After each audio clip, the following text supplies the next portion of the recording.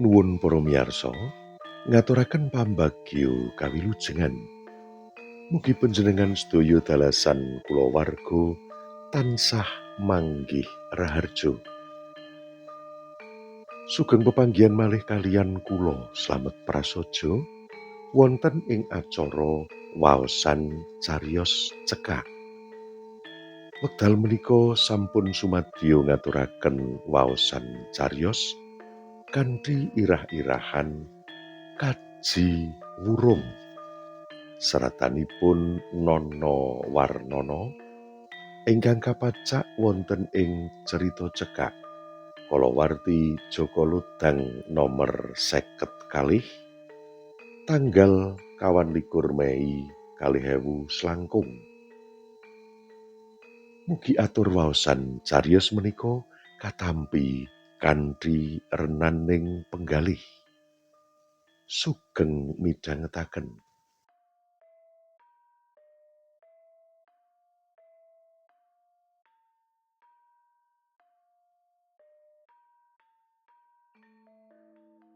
Wirangi idep-idep khusuk sembahyang 5 wektu.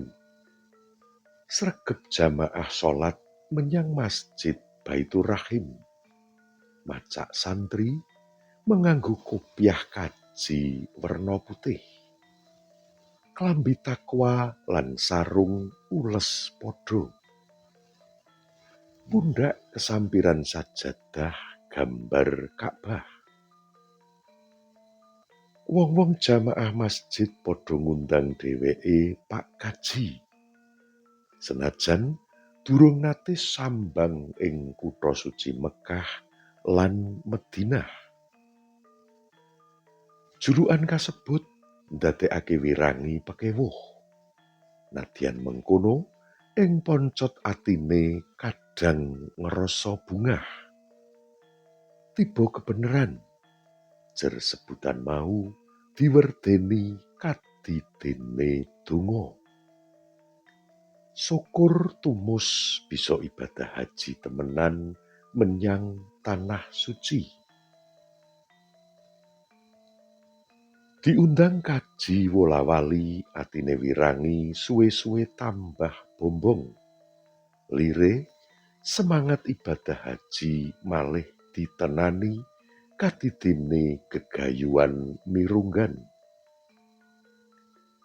Nadyan sadurunge ora kepikir babar pisan. Lumakune wektu apa sing ora nate dipikirake mau malih dadi kekarepan kang kudu enggal diwujudake. Wirangi malih lomo cucul dhuwit jariyah kanggo kemakmuran masjid. Melu-melu cekel mikrofon amul pujian ing corong masjid saben wektu manjing sembahyang. Urut-urutan saf manggon paling ngarep barisan salat. Wayah mulih pilih mburi dhewe, ketungkul zikir nglawer dawa disesuwe. Nganti ing sawiji wektu dheweke disaruwe dening sing wadon. "Pak, aku kadang isin diundang Bu Kaji karo para jamaah kae. Kamangka awak dhewe durung tau lunga haji menyang tanah suci," ujare Wahyuni ing sawiji wektu. "Undangan ngono kuwi tak anggep pandonga, Bune.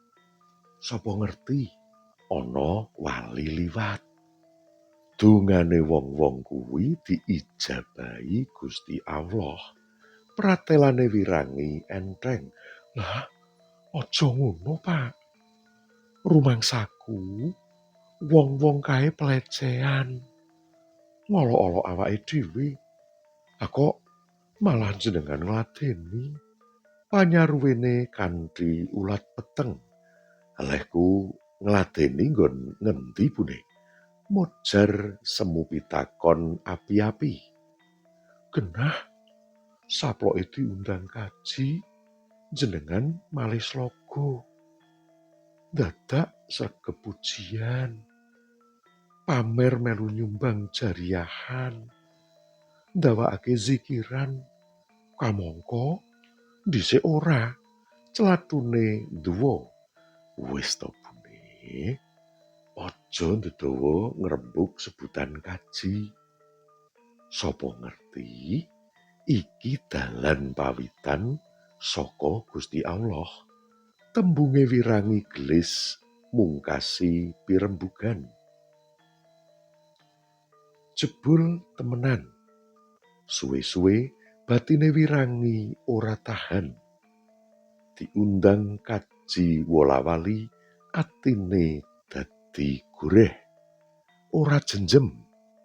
Sebutan iku dirasa mung dadi wadanan. Atine malih kebrongot panas, selak kepengin mbuktekake piye bisane budal kaji temenan. Kanggo mujudake sebutan kaji, jebul dheweke wis duwe rancangan mirunggan. Nedya netepake langkah nyata, ora mung tembung ngaya-wara. Sisiane ditanting pasarujukan.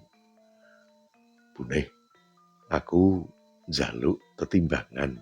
Semantane sakwise mulih saka jamaah sembahyang Isya saka masjid. Kok janur gunung? Tetimbangan apa maneh, Pak? Nyawidekake tembunge sisian. Piye yen awak dhewe enggal daftar kaji, pamintane dumadakan.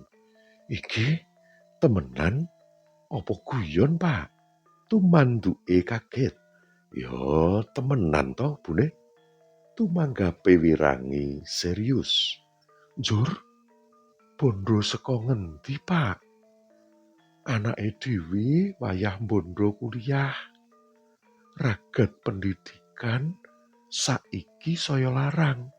Nanjehake kekarepane wirangi sing dibiji aneh. Lahan sawah lan pekarangan 3 lokasi kae arep tak dol sak nggon. Wahyune njundil krungu sejane sing lanang. Pak, santak sing wadon kanthi panyawang tajem. Aja srengen dhisik to, Bune.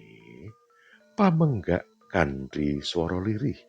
Lahan kuwi kanggo sumber panguripan, Pak. Toko ing pasar kae wis ora ngantukake badi. Kalah karo dagangan online. Pandumuke wahyune sereng. Ora tak liyer kabeh kok, Bune. Mung pekarangan sing ora tau kena ditanduri kae. Duite kena kanggo daftar kaji wong loro. Saperangan disimpen jagane kuliah makhrus. Yen ana sisane kena nggo gedhekake isine toko. Dagangan jero pasar Kedung Pring kae awis wayah dipepaki. Iguh pertikele wirangi tarik-tarik. Sisiane meneng ora komentar. Diunggah diudhunake, sediane sing lanang ora kabeh luput. Digelar digulung kaya ana apike. Wong loro isih meneng, ngrayang pikiran sowang-sowang. Dipetung badhe rugine. Pepuntone wahyune sarujuk. Dodolan pategalan kanggo ndaftar kaji. Jagani ragat kuliah anak. Ngedhekake toko sandangan. Umpama isih ana luwihan, kena kanggo nyampeti butuh padinan. Tegal gelis payu, arep olahan cengkar, nanging lokasine strategis kanggo bangunan gudang nyimpen stok barang. Dasar regane digawe ora larang. Sertifikat uga wis atas namane dhewe. Nyang-nyangan ora kedawa-dawa. Sedhela wis dadi dhuwit meh gunggung semilyar kurang sithik. Ditransfer liwat rekening saperangan ditampa cash.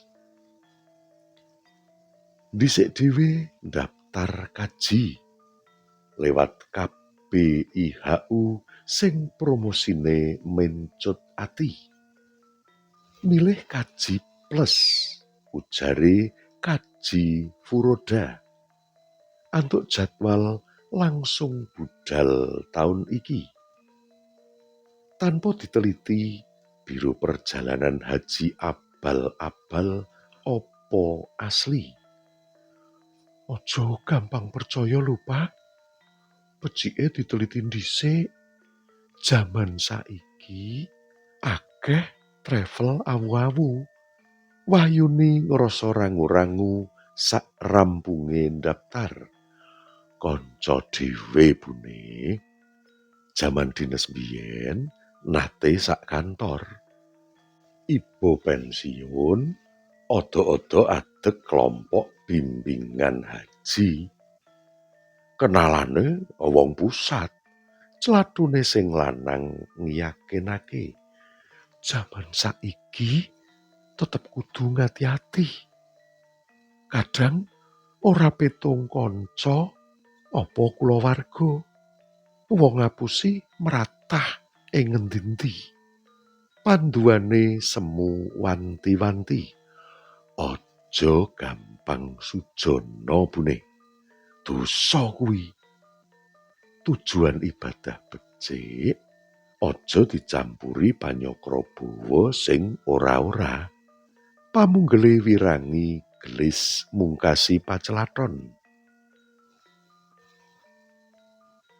Ora suwe pasangan wirangi Wahyuni antuk jadwal berangkat. Ujare klebu kloter pungkasan. Padatan kaji plus pancen cepet wektune. Cedhak maktab, hotel berbintang. Ora adoh saka Jamarot panggonan mbalang jumroh. Persiapan samubarange wis temata. Kenduren Walimatus Safar diadani 2 minggu sadurunge. Digawe gedhen ngundang tangga teparo luwih saka 500 wong.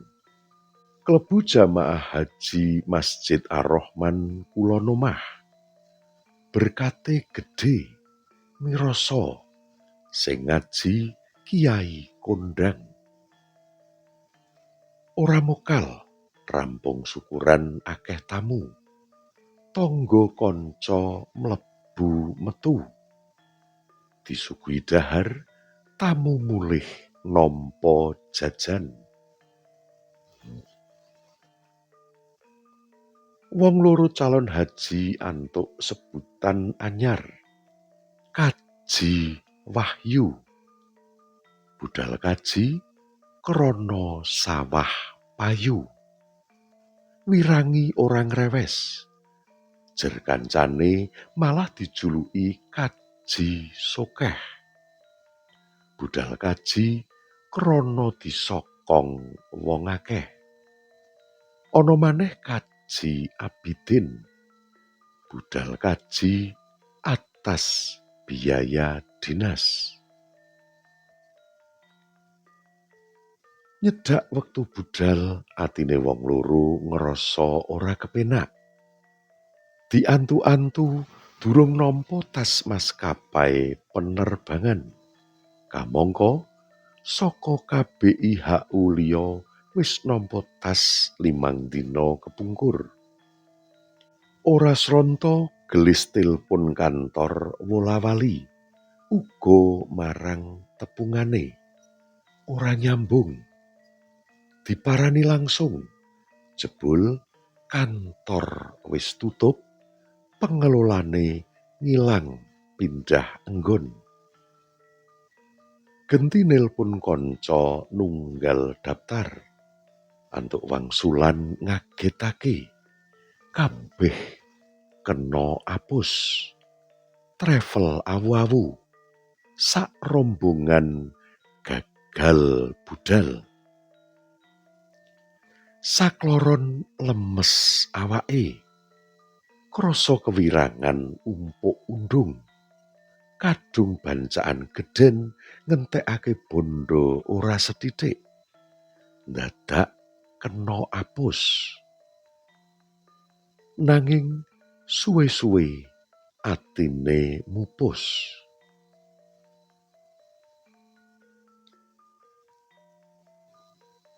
Kanggo nyuda rasa wirang rampung musim haji, wirangi sarimbit enggal daftar umroh. Luru travel sing bonafit. Wektune pilih sing cepet, suwene 17 dina. Wong loro ngancik 100 yuta. Tanpa petungan, sing baku bisa nebus rasa wirang krana kaji wurung. Ndungkap budal bancaan maneh najan ora gedhen. Sakloron wis yakin budal.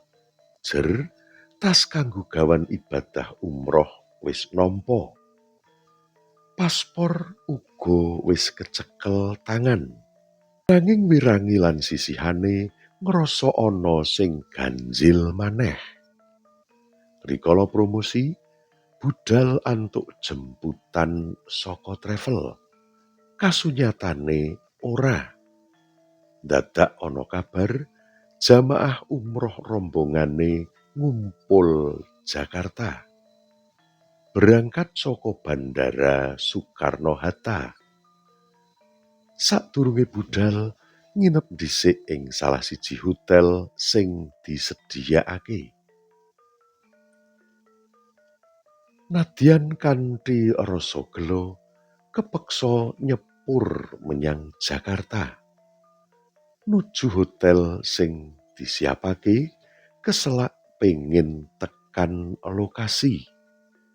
Enggal methuk panitiane nedya protes krana blenjo janji. Dilalah ora ketemu. Ora ana jadwal nuju bandara. Ora sida umroh. Wis 3 dina nginep. Pihak hotel kondo yen inepan hotel mung booking 2 dina. Ora ana sing bisa ditakoni. Tan ana wong siji-sijia pihak travel sing methuk. Njur sak rombongan lapor polisi. Gagal budal umroh. Isih kudu kena tambah prabeya hotel. Kabeh krasa gagar wigar. Wirangi lan wahyuni tambah ketiban wirang ambal-ambalan. Sidane arep ngliyer sawah maneh kanggo daftar kaji reguler. Tinimbang nedya rencana kaji umroh plus ya kapusan. Anggone adol sawah digawe regan murah, karpen gelis dadi duit. Dituku kaji umar tangga nunggal desa. Sawah payu 250 yuta. Kabeh duit mlebu rekening. Rencana sing 50 yuta kanggo daftar. Karben oleh nomor porsi. Sing 200 yuta tetep disimpen ing rekening bank. Pengine wirangi antuk WA. Undangan saka Kemenak. Ujare arep ana sosialisasi tata cara ndaftar kaji. Diklik APK woro-woro dibuka. Isine ngenani trek kliwere prosedur daftar kaji. Diwaca wola-wali, wirangi durung pati cetha surasane. Dina candhake wirangi lan anak bojone cek rekening ing HP. Kaget setengah mati. Duit jero rekening 250 yuta gusis. Entek ditransfer menyang nomer rekening liya. Kamangka dheweke durung rumangsa kirim marang sapa-sapa. Kajine wurung, wirangi sangsaya wirang.